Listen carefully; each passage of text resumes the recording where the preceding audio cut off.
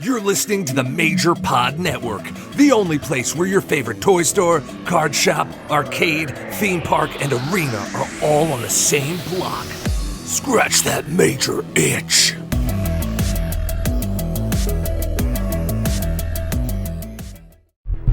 This is Tony Chimmel, and I'd like to introduce the hosts of the Game Marks podcast, George Feis and Johnny Clash.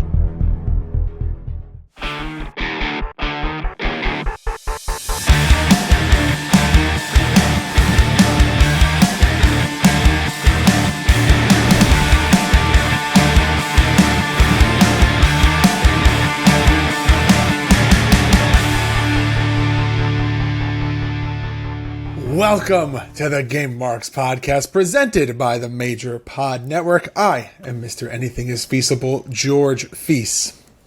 And I'm the man they call Johnny Clash, and today we are playing WWE 2K Battlegrounds. How is this game going to hold up? Is it going to get a play it forever? Woo! Or a future endeavor?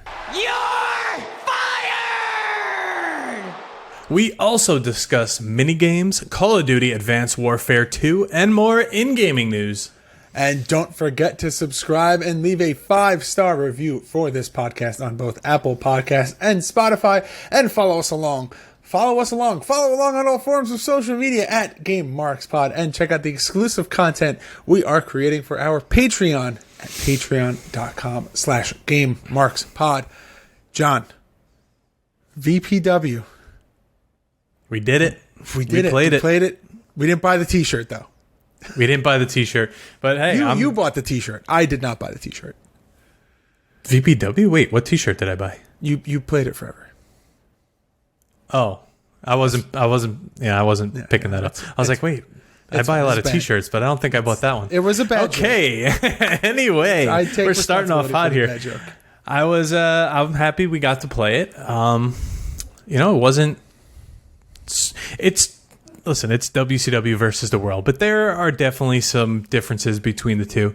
So I'm happy we got to play it. I'm happy we finally had to really start the virtual pro wrestling series, not just in Game Wars. This is our first deep dive of those, and we're going to work our way up all the way to the top, and I'm looking forward to that. But before we start here, we have to send our condolences to not only the family, the friends, the wrestling world. It's all mourning Antonio Inoki.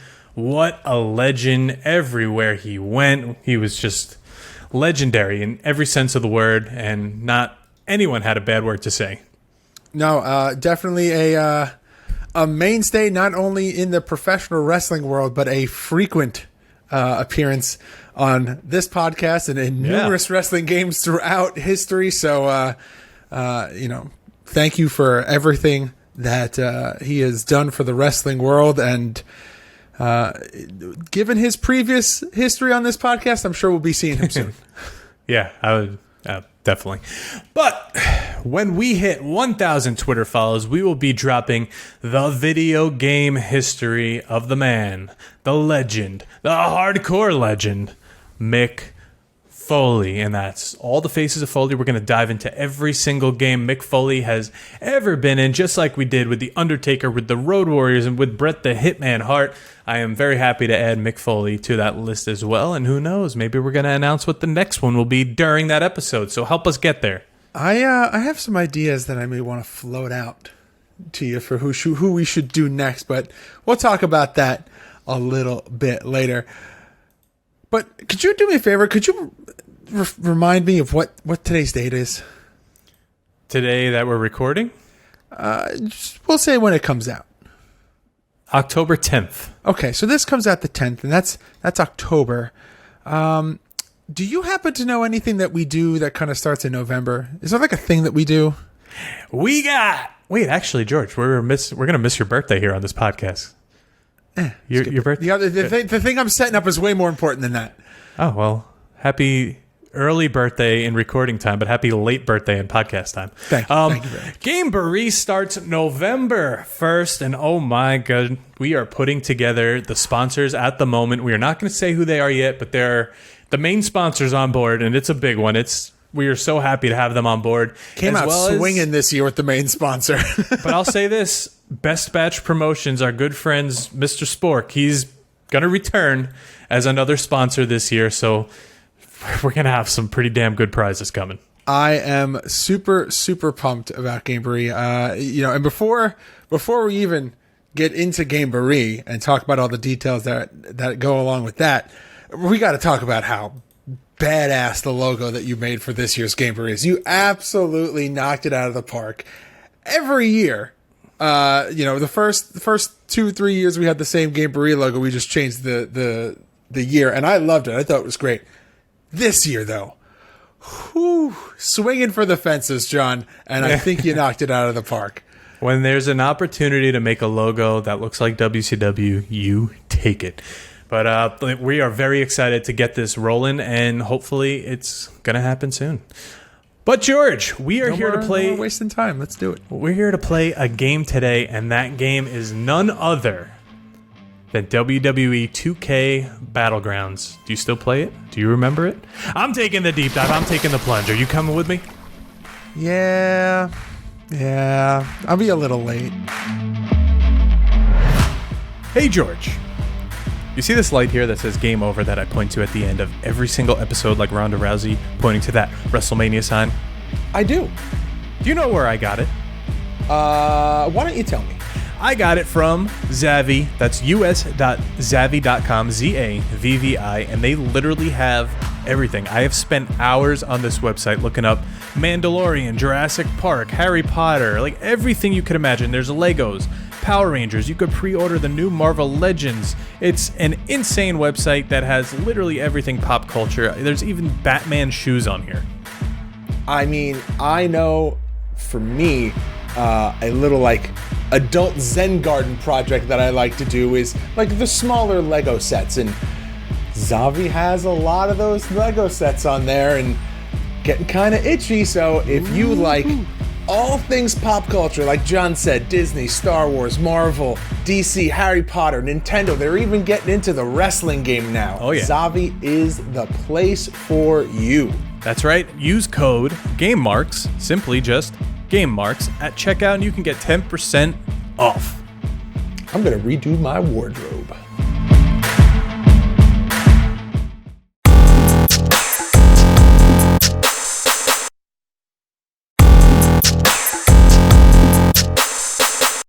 All right.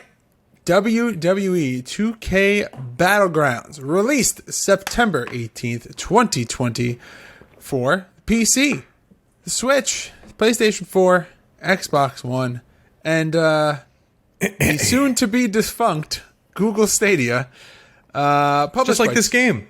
Yeah, published by 2K Sports, developed by Saber Interactive, and other games that you've got in 2020, which honestly feels like it was 10 years ago. We got some AEW making their debut here in the other games section. AEW Casino Double or Nothing, AEW Elite GM, and the New Japan Pro Wrestling Collection. Interesting. So as we go on more with this podcast, we play more recent games, we're going to see the AEW come up, I think, quite a bit. So for the future, but Double or Nothing Casino, you playing that or? I did. No, you're not. No, you're not. and then I stopped. So pretty much it was a reskin of a casino game that already existed. So it was kind of just like, hey, we're here, we're making games. We branded this. Have fun if this is what you're into. Which I get it. There's like a big Vegas feel to some AEW stuff. So I don't know if I could justify it that way, but I'm trying to. Elite GM, we were beta testers, as were many others. Yes. And I got deep into the beta testing because that's when I was taking the train every day. And then the game actually came out, and then I had to like redo everything I already did, and it felt like it took forever to get back through the tutorial, back through here and there. And then for some reason, I guess I got a new phone maybe, and I didn't save it to like Apple Games or whatever it's called, Apple Arcade, and I had to redo it again, so I just put the game away, and I haven't played it since because there's only so many times a little cartoon Taz can come yell at me. I I feel like that's pretty much what happened with me. I know for a fact that around this time, I made the jump from Android to Apple. So I know that I lost a lot of progress on a lot of different games that I was playing at the time. So yeah, I could imagine. On the jump, a lot of games got removed from the old App Store. But all right, let's jump in here to Battlegrounds. So this is the most modern style of an arcade fighter that we've gotten really since WWE WrestleFest. All Stars, this gets compared to All Stars. This kind of gets compared to like a sequel to All Stars. I don't know if necessarily we could say 100% that's the case.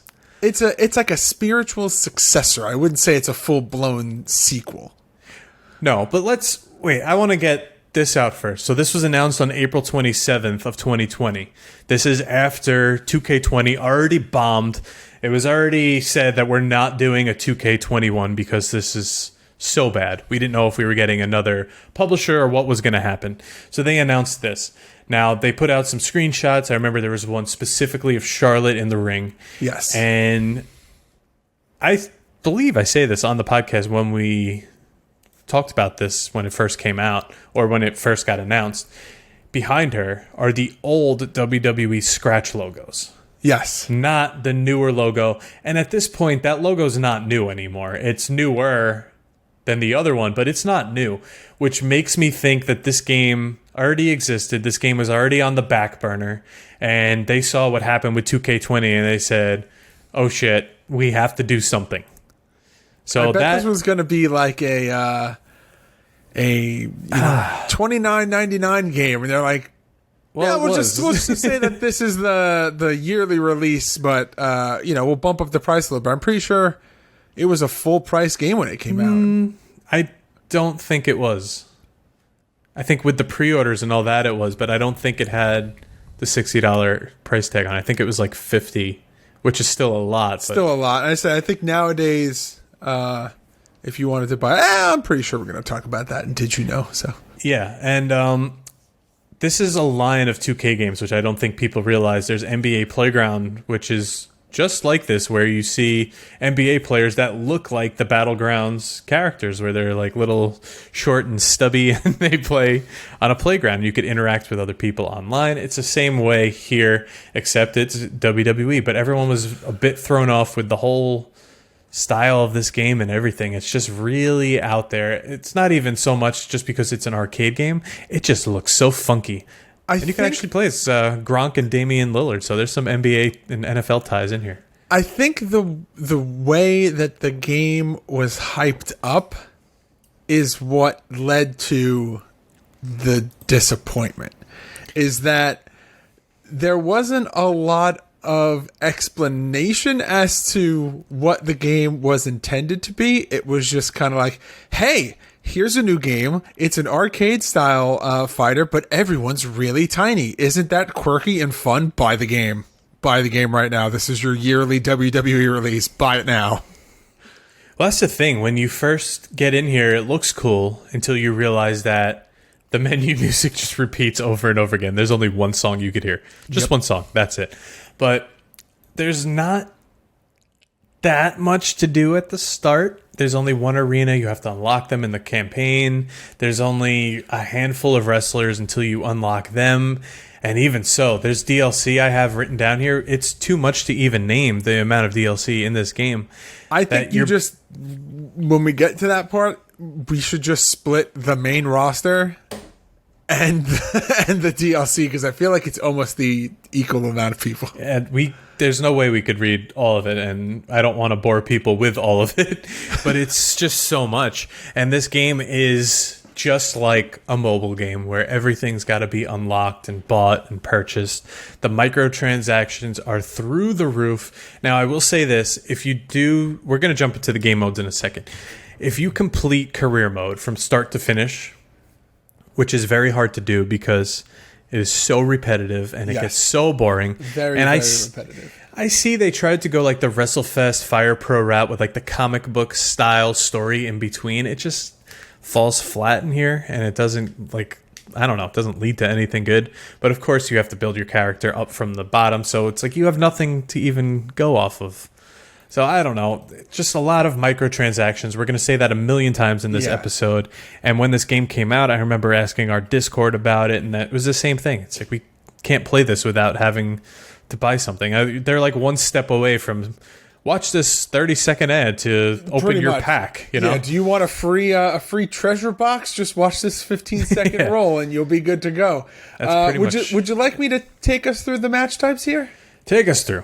What do we got? All right. So you've got your one-on-one, your tag team match, your tornado tag match, a triple threat, a fatal four-way, a steel cage match, which is broken up into a singles and a 2 versus 2, a Royal Rumble, a gauntlet match, a King of Battlegrounds, which is just the online mode, and then you have online tournaments. Now, the main thing, or like the main pushed feature for this game, in terms of the matches, is that each arena has its own interactive element. The ones that jumped out that you saw all the time in the promo stuff was in the, I believe it's the Bayou Arena is what it was called, right? Is that what it's called? The Bayou, yeah, I think so. We have it or down the Everglades. Here. It's called the Everglades, and it had a goat that walked around outside, and the goat would then proceed to ram you and do a lot of damage, and it would knock you back into the ring.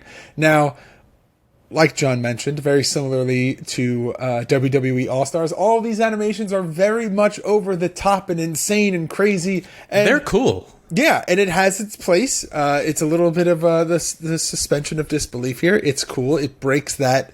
It takes it from a regular traditional wrestling game and moves it on forward into that arcade-style game. But there are so many different arenas here, and all of them have their unique interactive elements on the outside. You can also go and grab weapons from outside of the ring, and some of the weapons are a little crazy. I think there's like a toy squeaky hammer. There's a steel chair. It's standard fare, and then there's like some extra flares in there. Yeah, like Charlotte and David Flair in this game. Yeah, like George said, you could throw someone into a casket that's floating in the crowd in the haunted house. It's insane, which I do get the appeal of this game. I just wish there was more to it. So we read a lot of match types, but they're all very similar, straightforward matches. You really have to use the environment to be interactive and have fun with it. The entrances, you fall out of a crate or a coffin or something, whatever the environment is, and you do your little pose and come down to the ring. But a few match differences here. The steel cage match is not what you're thinking with a regular old steel cage match. You have to fill a money bar on the top. And now you do that by collecting money that appears hanging from the cage. You have to climb and you have to get it. And only when it's full is when you're able to actually climb out of the cage. So that's very different. That's very weird. I've played a few. It is very hard to do. Now, the Royal Rumble. You could check this out on our YouTube channel. We played through one of these.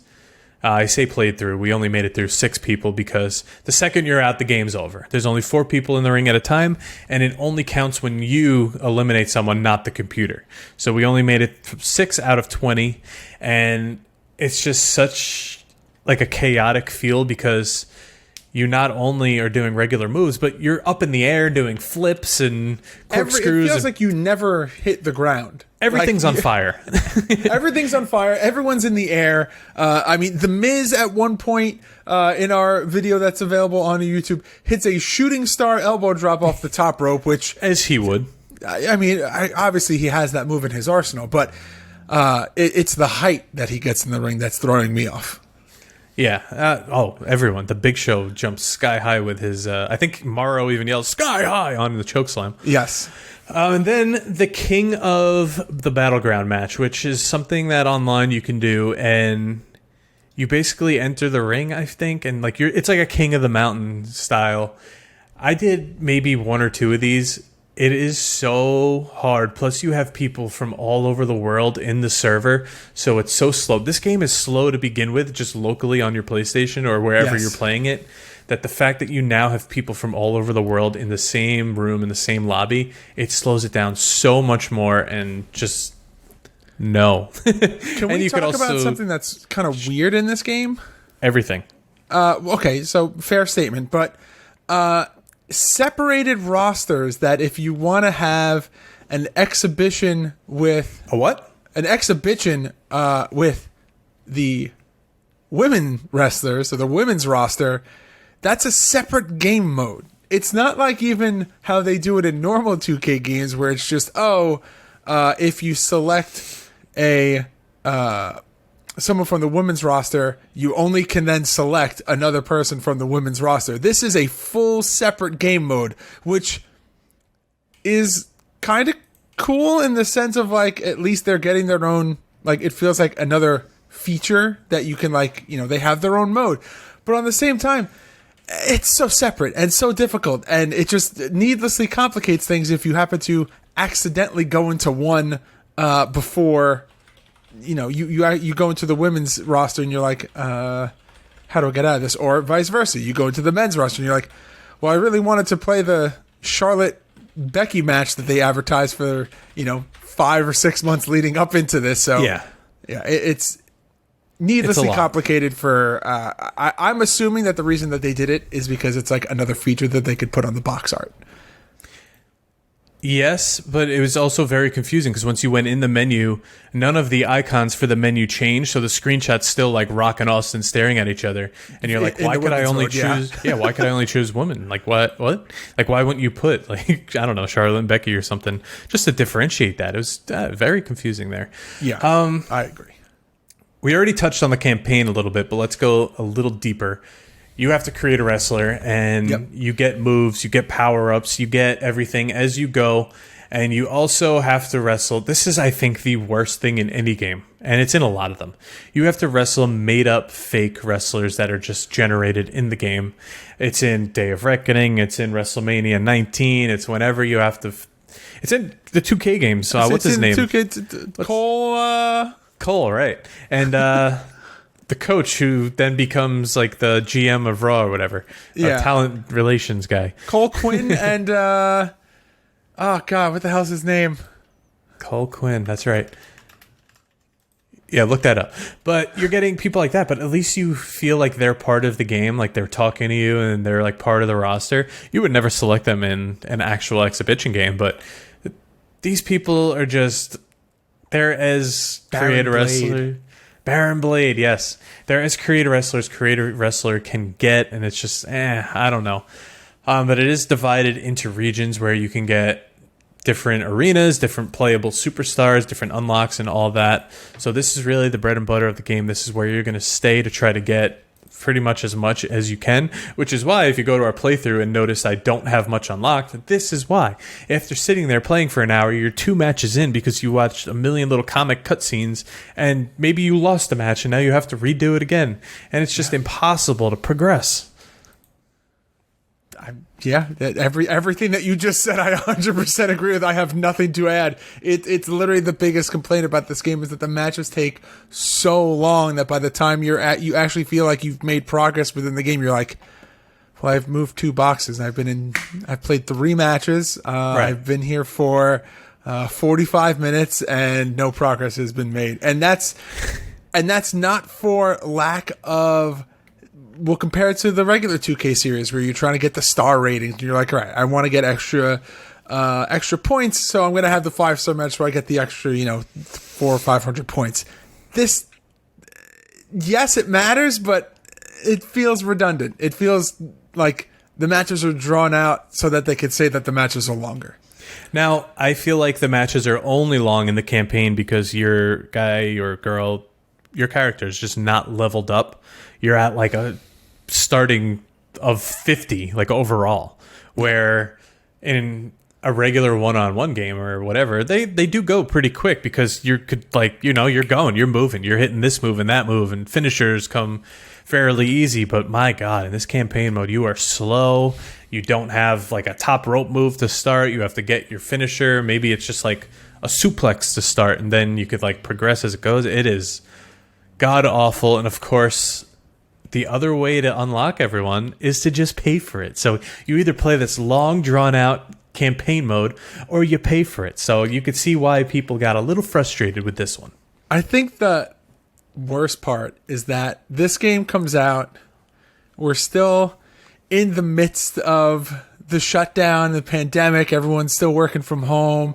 This releases as a PlayStation Network and Xbox Live Store game, and they really don't have a lot else to do. So like, I have more hours in this game than I care to admit, because I wanted to play the newer wrestling game, and I didn't have 19, and 20 was a shit show, so I just played this instead.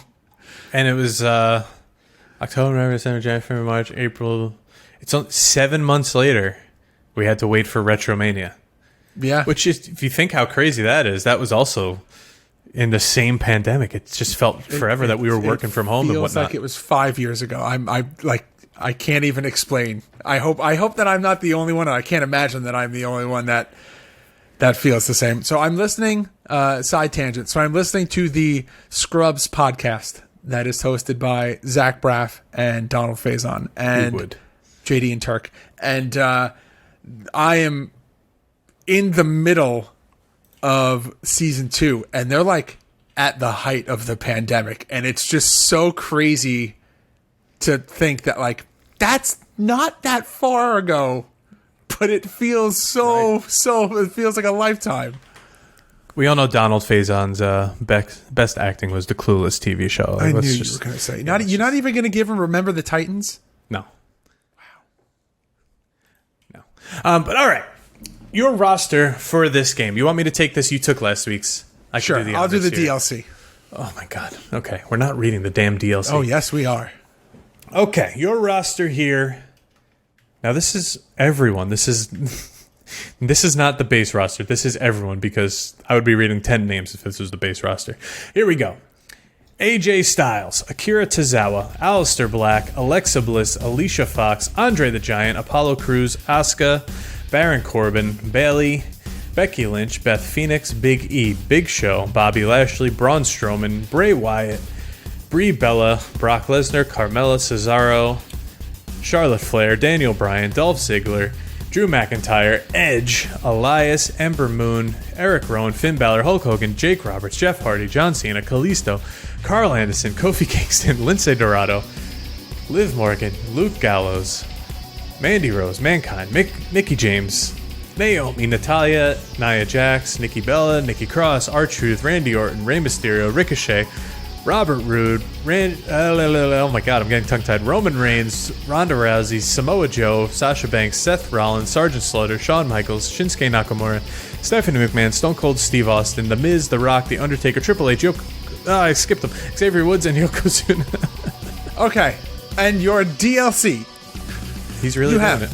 Goldberg, Batista, Jimmy and Jey Uso, The Ultimate Warrior, Eddie Guerrero, Lita, Trish Stratus, Booker T, Ruby Riott, The Haunted House Arena, The Gronkster, Macho Man Randy Savage, Laheem Lillard, Rhea Ripley, Boogeyman, Billy Kay.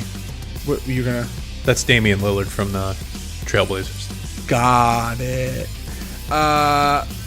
Boogeyman, Billy Kay, Kane, Andrade, Buddy Murphy, Peyton Royce, Edge, Ric Flair, Sheamus, Montez Ford, Sting, Diesel, Razor Ramon, Angelo Dawkins, Bret Hart, Sami Zayn, Chad Gable, Akam, Razor, Fandango, Rowdy Roddy Piper, Chyna, Mark Henry, Tyler Breeze, Christian, Otis, Dana Brooke, Vince McMahon, Grand Metalik, Mojo Rawley, Mr. Perfect, Doink the Clown, Vader, Sonya Deville, Paige, Cactus Jack, Mustafa Ali, Tucker, Ricky Steamboat, British Bulldog, Maurice, Big Boss Man, Jim Neidhart, Earthquake, Tamina, Typhoon, Brian Kendrick, Lana, Curtis Axel, Alundra Blaze, and Bo Dallas.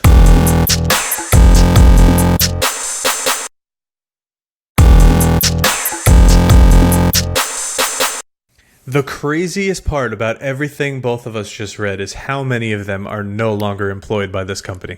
Or, even crazier, how many of these people have left and come back to this company? That too. This is just such a weird moment in time. Such a weird roster to read. Like, it's like almost like I forgot that Gallows and Anderson were even on this roster. Yeah. Like guys like that. Or just how far people have moved in their roster, on the roster itself from 2020 to now. Yeah, like this is Becky wearing the man shirt. This is just a weird time for wrestling. Yeah. Jeff Hardy's in his gear that he debuted on AEW with. Like what? This is when does Edge come back? Royal Rumble before this, so a couple months. Okay, right? so not very probably far out. I would say like return. 2 months before this. Yeah. Okay. So this I could be wrong. Royal Rumble. It was Royal Rumble. And then the shutdown was March, April. Yeah. I mean, I'm gonna say, unless it was the year prior, but I don't think it was. All right, I'll Google it. Yeah, you Google that. The arenas you have in this game, you have the Everglades, like we spoke about before with the Gators. You have the New York Pit, which is more like streety style one. Scotland, Mexico, Boot Camp, which has the nice like helicopter you could mess around with. Detroit, WrestleMania, Raw, and then you have 3 custom arena slots. Now, you could name them whatever you want. Like I made the GMP arena. You could, you find it? Yep, January 26th of 2020. All right, yes, only 2 months before this. Battle Royal. Well, they got them in quick. Yeah. So 3 custom slots, but this is not custom arenas like you would see in a real 2K game. It's kind of like you just name them, mix and match some parts and whatnot. And the DLC arena is the Haunted House Arena, which we mentioned has the coffins hanging above them and you throw people into them. Survivor Series, Thanksgiving, Undertaker 30th Anniversary. That's actually a cool one. Halloween Circus, Holiday Arena, and Winter Bear Arena. You know, when I think of wrestling games and nitty gritty, I think of Winter Bears. Yeah, the Winter Bear. Absolutely. Yeah, that's the name of our hockey team. The GMP Winter Bears. When we start our franchise. Yeah. The cover of this game, I think, with the chaos in the game, the cover perfectly shows the chaos because it's just everyone fighting everyone. There's flames, there's fireworks, there's choppers. You're outside. I think there's an alligator somewhere. It's just nonstop. Austin's arm is electric and the Rock's on fire, which seems like it's backwards, but hey, it's here. Hey, it's here. Roman's got the flaming fist also behind them. It's just chaos, chaos, chaos. This whole game, that's just its thing. Just chaos. You know what? Yeah, it should have been WWE Chaos. Mayhem. How about that? Oh. Well, they already have that. Yeah, that would be the third one. That third one. Now, I have a problem here with the back cover because we get this a lot in later releases where half of the back cover is just information. It's logos, it's data, it's giant text and disclaimers and warnings, and then you're just left with 3 little screenshots, one kind of cool shot, Brawl Without Limits, and then even more text explaining the game. There's just no originality here. Yeah, square screenshots, bold text. I miss the old days. I miss the old days of back covers where everything was exciting. This just right, like the front cover is exciting. It's very exciting. Yeah, it's great. The back, like they just do nothing with. But I like the game disc itself. It's got the ring on the outside with the fireworks and all that, and the logo. It looks pretty cool. But the art style, we touched on kind of what they look like, but let's go a little deeper because you could say they look like Hasbro's, LJN's, bobbleheads, Funkos. There's just something so weird about the wrestlers here. They look like themselves. They're just caricature versions. They're not so much what they looked like in All-Stars, which I thought was actually kind of cool. It's just because they look like action figures in All-Stars. They look like, it's like everyone's a fucking Titantron figure in All-Stars. Like, when you see a short person and you pat their head, it looks like you just smushed them down. It almost looks like I don't know. We may be just out of the demographic for this, but my older sister, when I was a kid, she had these things called shrinky dinks. Do you know what shrinky dinks are? Yeah, I had a sister as well. It's that. Like, that's what it looks like. These wrestlers are shrinky dinks, and you put them on a tray, you put them in the oven, and this is how they came out. I could see that, yeah. The crowd follows suit as well. They look exactly the same. But again, this is 2K's style for how they do the playground games. This is Battlegrounds. It's the same thing in the series. It's not bad, but it's not good. It's interesting for a wrestling game. Like, we're going to see something similar. Not like this, but similar in Fight Forever, where people say they're like Fortnite characters. They're like dumbed down versions of themselves, I guess. I don't know. Yeah. No, I can't say dumbed down because they're not. They're still detailed.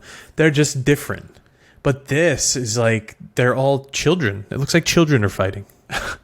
I mean, but children with full beards and looks like a Halloween game, and they do zone down on the Halloween, the arenas and whatnot. But the arenas are very immersive. There's stuff in all of them that you could just look at and be like, oh, that's cool. Look at that there. From the entrances on, the crowd, they're interactive. They did do a good job capturing the names live up to what the arenas are. Like, Everglades look like the Everglades, and the New York Pit looks like a scene out of New York, and obviously Raw WrestleMania looks like that. But is it bad to say I wish there were more? No, I think there's a certain standard, a certain level or amount of arenas. There's only 8. Yeah, I think they've kind of set us up to have expectations for a certain amount, and to have anything less than what we normally get kind of feels weird. So I don't think that you're wrong for wanting arenas, but I don't know if we necessarily need them, if that makes sense. Like, because then it's more areas to play through in the story mode, and the story mode gets longer. And well, there's only 8 arenas, and it's already long, so maybe instead of repeating them, you would have more to go to. Yeah, well, because there's like 17 sections in each area, so... Yeah. But, I mean, listen, everything looks... If you just look at the ring as a whole and the weapons and whatnot, it looks realistic. Everything does look cool in here. The night sky of WrestleMania with the lights and everything. Now, they don't have, like, fully drawn-out arena crowds. There's only, like, I don't know, 100 or so people in the crowd, but it looks pretty cool. One thing that creeps me out every time, because I forget, is that the announcers bust through your controller speaker and talk to you if you're on the PlayStation. Yeah, that's kind of freaky. I still don't like that. No, even like Grand Theft Auto, I always forget about it, and all of a sudden, like, you're getting cop sirens coming out of your hands. Like, what was that? Yeah, not a fan. No, I am a fan of. Did you know?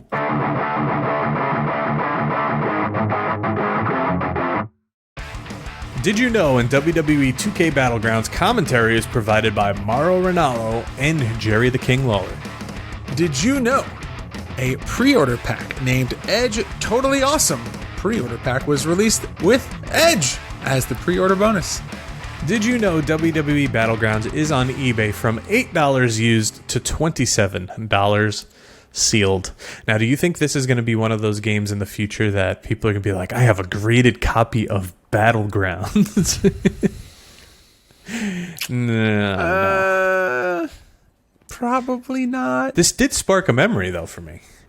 This was during the same pandemic where I bought Fire Pro World for the first time because it went on sale. Yeah. So that's where I spent most of my time wrestling-wise, other than when me and you were creating magic over on GMP64 with WWF No Mercy.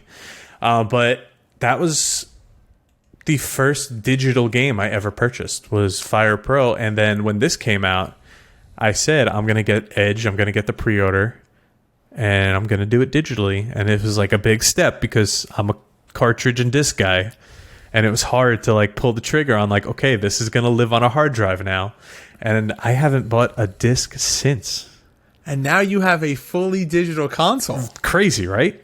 I mean, like I'm sitting here next to a PC which does not have a CD-ROM slot because what are we in 1998? And I have an Xbox Series. What is it? The X or the S? S, right? I don't even know. An S, I think, or no X. Oh yeah, one of those. The one without the disc I have, and I'll never look back. So let's talk about these pre-orders because you get so here we go. We got the price point here.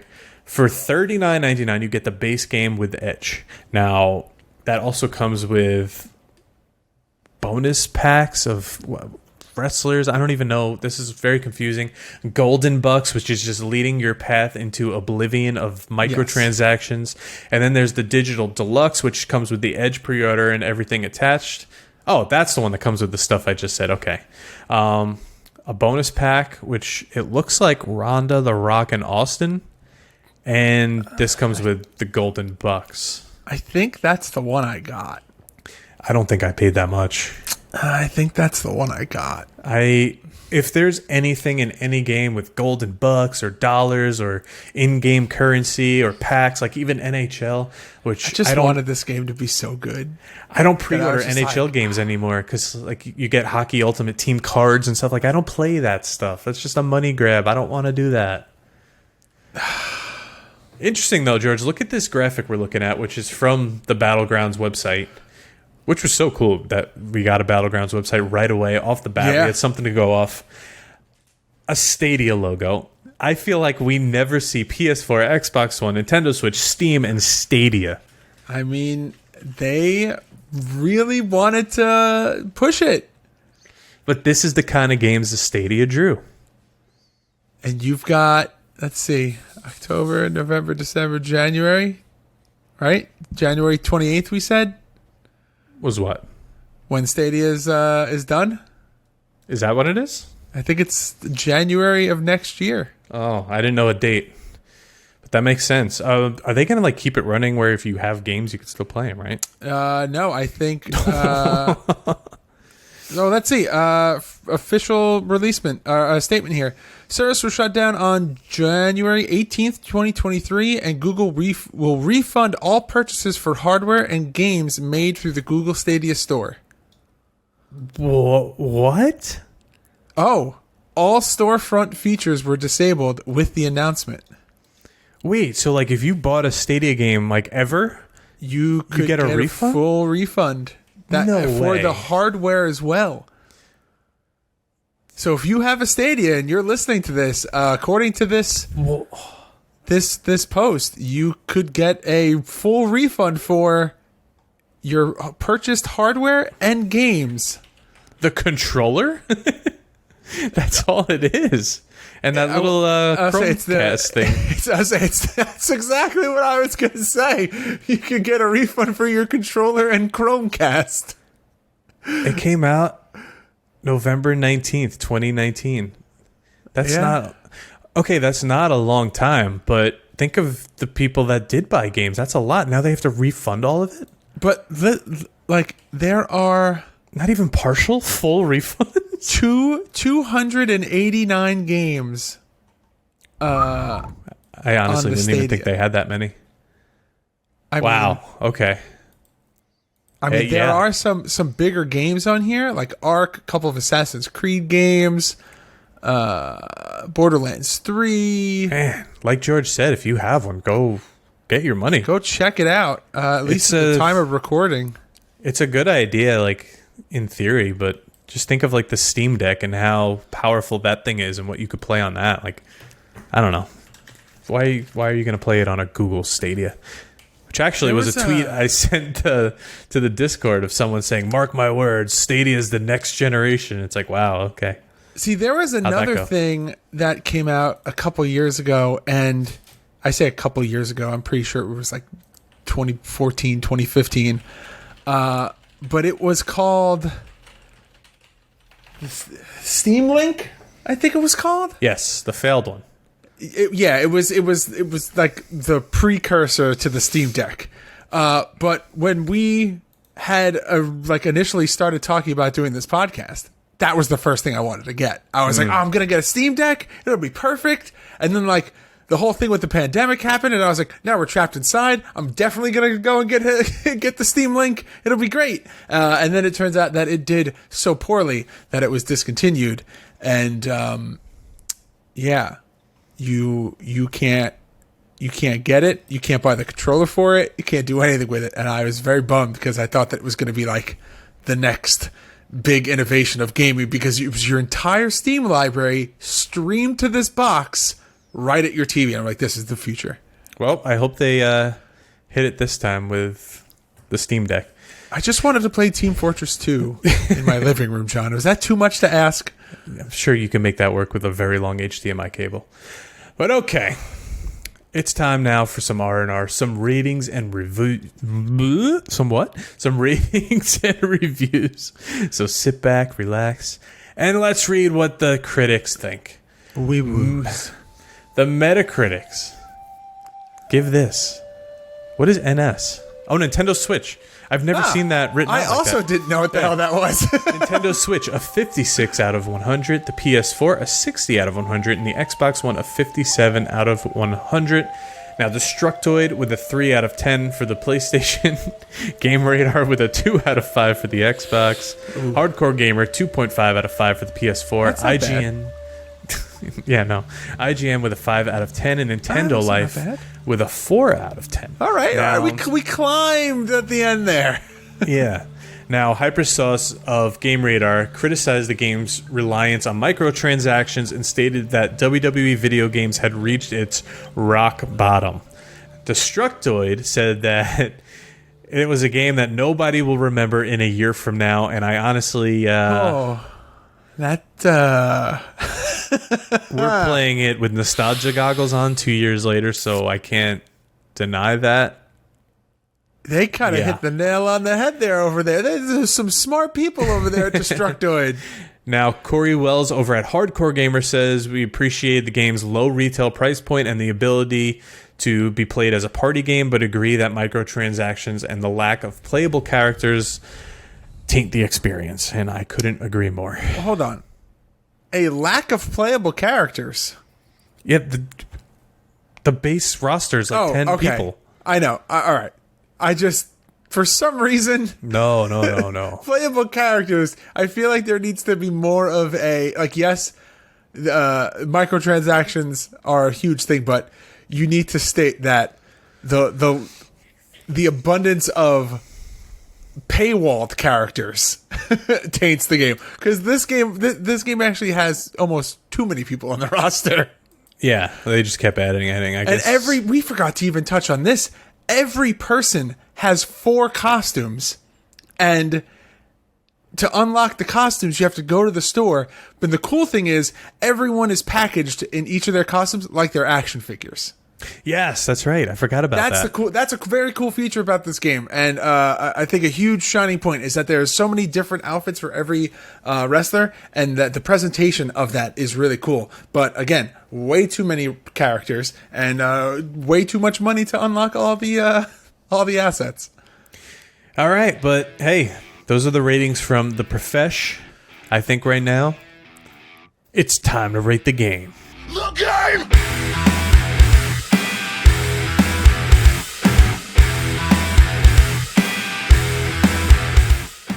All right, George. WWE 2K Battlegrounds, will you play it forever or future endeavor? You're fired! Do you want a 3, 2, 1 it, John? Yeah. 3, 2, 1. Future endeavor. You're fired! Wah. It's a good game to play for 15 to 20 minutes with a friend, and then it's done. Hence our YouTube playthrough, because I wish it was not on my PlayStation still. There's not a it says a lot that the best part of this game is the not playing it character unlock the character costume unlock screen. I think we said it when we reviewed it initially, like when it was first coming out. It's pretty much like playing a mobile game on your big screen. Yeah, that's very accurate. That is very, very accurate. But all right, enough with WWE 2K Battlegrounds. It's now in the graveyard. Are you ready to enter the soft lock? This is a good question this week. All right, the soft lock is a segment where one of the members of our Patreon asks us a question or give us a topic to discuss. This week, the topic comes from the man bagel himself, Will McDonough. And Will... the man breeze. Actually, that's what I was thinking about. That's where the man bagel comes from. And Will's question is... AEW reaches out because they want to put a Game Marks podcast minigame into AEW Fight Forever. Pitch your minigame. I would like to propose that the minigame is me and John at an all-you-can-eat sushi buffet, and you have to eat as much sushi as possible, a la the Lick-a-Tongue sushi game from Pokemon Stadium. Oh, man. Honestly... in the spirit of us playing OMG on Patreon this week, I want mini golf. Ooh. GMP mini golf. Game Marks mini golf. I like that. You could have like the big clown face, but it's our logo. Yet you have to like put the ball through. Wait, what if it's like I'm trying to think of how hypothetical, like a working title would be like the Big Four. It would be like Game Marks Podcast, the Big Four. And it would be like one round of a home run derby, one round of a shootout, one round of like 5-hole mini golf or putt-putt, and then one round of, I don't know, what's another? I'm trying to think of what kind of... I don't know, closest to the pin or something. So we had golf, we did home run derby, we did shootout. Bowling. Oh, okay, bowling also. Most strikes in 5 rounds. Or just bowling. Or just, well, I'm thinking like it's mini games. Dodgeball. Oh. Wrestling, dodgeball, laser tag. I love some dodgeball. Love dodgeball. That's cool. Listen, if they're going to put mini games in, at least make them fun. I like the home run derby because it's got the field feel of Blood and Guts or whatever. What is it called? Stadium Stampede, not Blood and Guts. Ooh, what about a mini game within Fight Forever that is a Game Marks podcast reskinned version of pro wrestling for the NES? Okay. And it's a retro style game. In the game. I see it. Okay. Sure. And it's like me, you, Swoggle. A winner is you. Yeah. Interesting. Yeah, I like this question. And if you have anything you want a fantasy book, just let us know at GameMarksPod and we'll read them out. But with that, are you ready for some gaming news? Big week in gaming news. Let's go.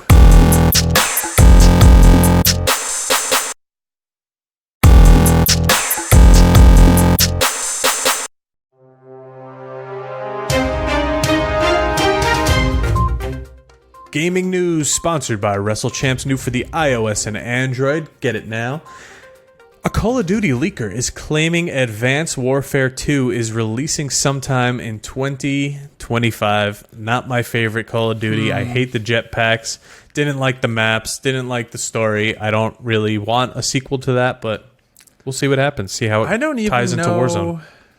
I don't remember.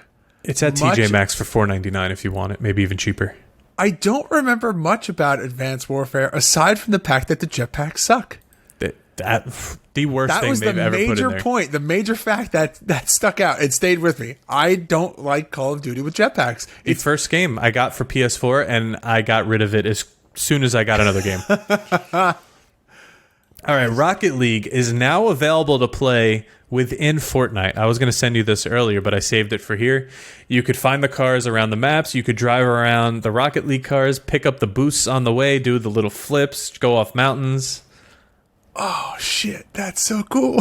Yeah. I want to do that. I was watching some videos. It was pretty fun. I don't know if there's a ball and that like you could score, but you could definitely drive the cars and do everything. So that's what happens when Epic buys all of the games and all of the companies. They start making Inception of video games. Yeah, pretty cool. I think Fortnite's making a little bit of a turn back around. I'm just going to say.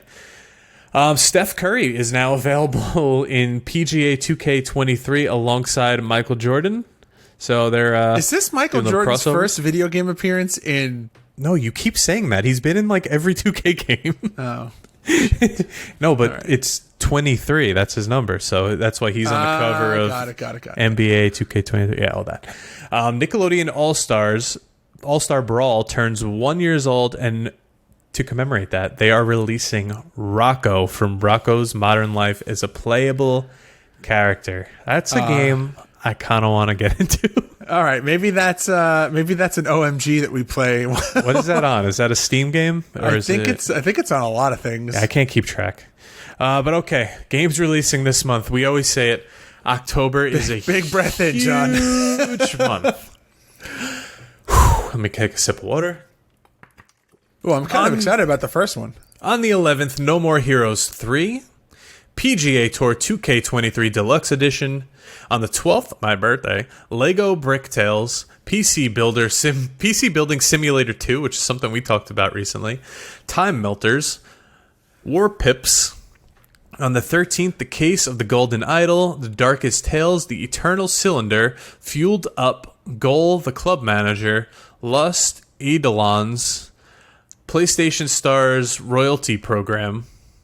That just sounds like a program. I don't know. I don't know what that is. Skur Ritual, Sunday Gold, Triangle Strategy, Trifox, Winter Games 2023, and on the 14th you have Dragon Ball The Breakers, No More Heroes 3, PGA Tour Standard Edition, Scorn, Taiko no Tatsujin Rhythm Festival, Trifox. I think I said that one already. Oh, this is for...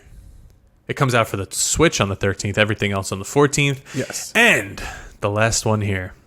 NHL 23. You know I'm getting that one. Now, okay. So you called out something earlier on behalf of my birthday because it will have passed. But this also comes out 2 days before your birthday. So also, happy birthday to you. In 2 days from now, because we also will not be releasing anything on your birthday. I think it was last year or a few years ago. One of us had a birthday on the release day, and so that was cool. The first year, remember we picked each other's episodes for the birthday or whatever? I think the first year you picked your game and I picked a game. Like you picked your birthday game, I picked mine, and then the second year we flip flopped and you picked my game and I picked yours. I think Mayhem. You picked. I was just saying. I think you picked like Attitude or Warzone. No, I think it was Mayhem. You picked Warzone. Who knows? Who knows? What a weird thing for me to do. Yeah, I don't know. I picked Warzone? God, what? But I timed this very properly because I'm finishing up my Be a Pro in NHL like right now. I'm in the playoffs just in time for the new game to come out and start a new one. I might have to get an Xbox so I can play the new NHL. Hey, you got a PlayStation. I mean, play on. I with all the other things that are coming out that I want to play, I might as well go next gen, right? Oh baby, all right. Shit, what did I just sign up for? All right, guys, YouTube.com/GameMarksPodcast for our weekly playthrough videos, exclusive content, and a whole lot more, including this week and every other week's games. John, what is going on Patreon this week? Patreon.com/GameMarksPod, where you can get an ad-free show every single Friday with the show notes included.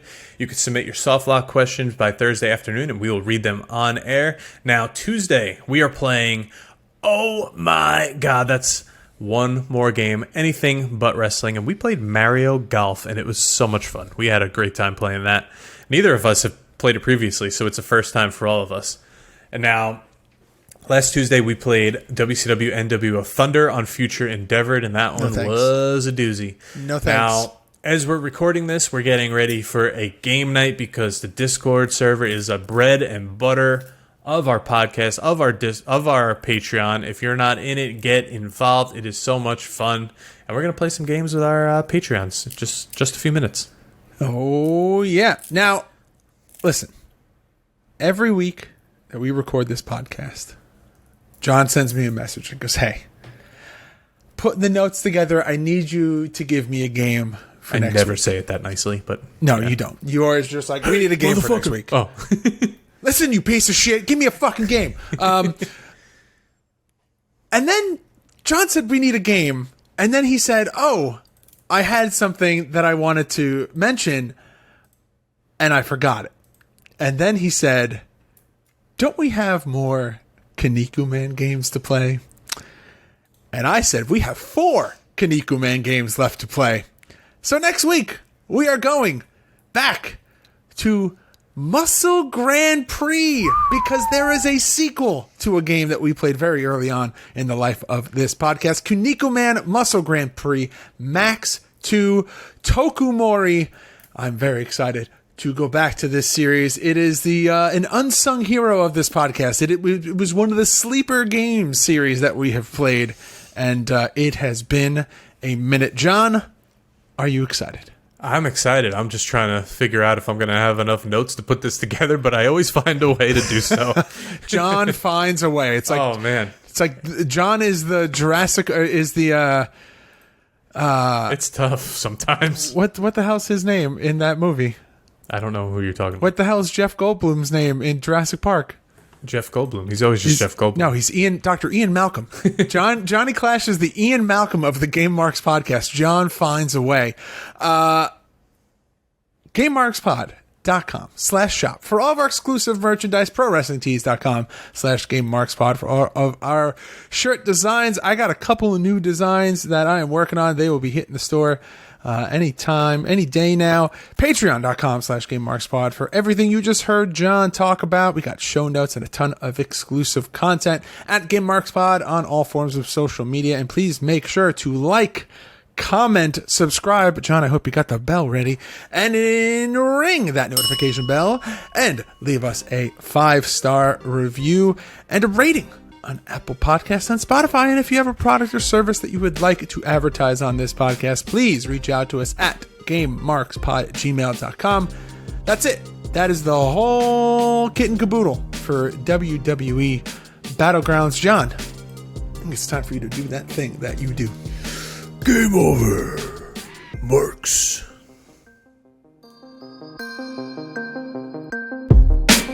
Game Marks Podcast, put them on the radar. Playing rare games, Sega Saturn, no Game Shark. Johnny and George work hard and they play hard. Future endeavor games and put them in the graveyard. From the deep dive to the clash at the feast. How can I get more? That's question of the week.